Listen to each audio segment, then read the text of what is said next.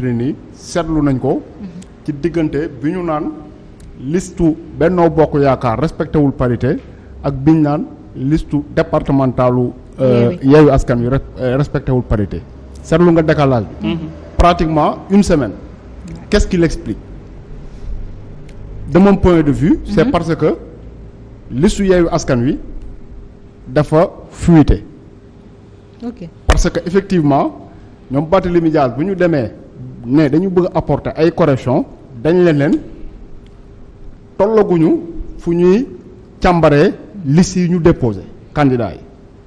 effectivement ñu ngi ciy doog a toll parce que Déthié Fall bi muy contrôler liste yi la gis ne bu Benno Bokk Yaakaar am na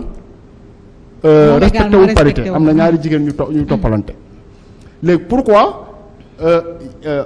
ba ñuy waxi liste bu respecté wul parité di ko wax ci Yewwi Askan Wi waxuñu ko woon ci Benno Bokk Yaakaar parce que effectivement comme nu ma ko waxee sànq liste Yewwi dafa fuité fu mu fuité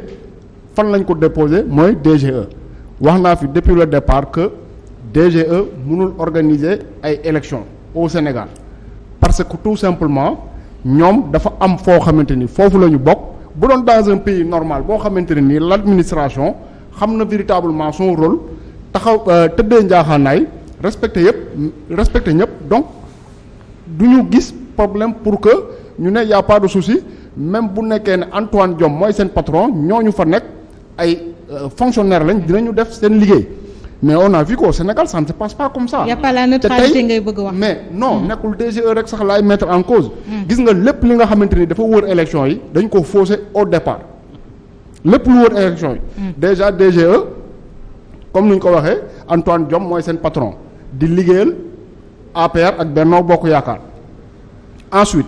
Sénat nee naa ki ko jiite Doudou Ndir retraité na depuis le 11 mai 29 mai 2011 ça veut dire que près de 11 ans après mu ngi toujours à la tête Sénat de la Sénat mais lu gën a graaw xam nga ñëpp bu ñu nee tey jii nii gis nañu ay problème dañuy déposer ji recours fan la ñuy wax ne foofu la ñuy déposer recours mooy conseil constitutionnel mais conseil constitutionnel boobu bu ñu fa demee dañ fay fekk un magistrat qui s'appelle Badio Camara kooku xam nga kañ la retraité normalement le 9 avril 2017 ça fait 5 ans le président de la République Macky Sall en 2017 justement janvier 2017 dafa jëloon benn décret non dañu organiser waat dañu loi organique gu cour suprême la ñu defaat ñu ne yokkal nañ premier président cour suprême ak yeneen ñaar ñu topp ci moom 3 ans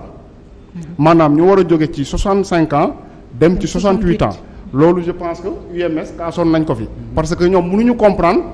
corps magistrature nu mu toll yëpp ñu tànn ci quelques magistrats ne leen yéen 68 ans ngeen di retraité mais même bu doon loolu am na mu war a retraité à 68 ans normalement bu dee 9 avril 2017 la donc en avril 2020 war na matal 68 ans yi mais 2020 ba 2022 la ko le prix ba 2021 du moins période boobu mu toog noonu yëpp nga xamante ni retraité na mu ngi toog cour suprême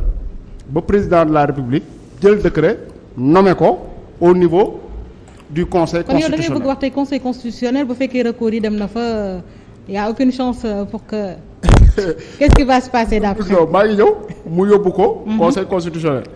constitutionnel boobu le président. xam nga kañ la war a retraiter normalement août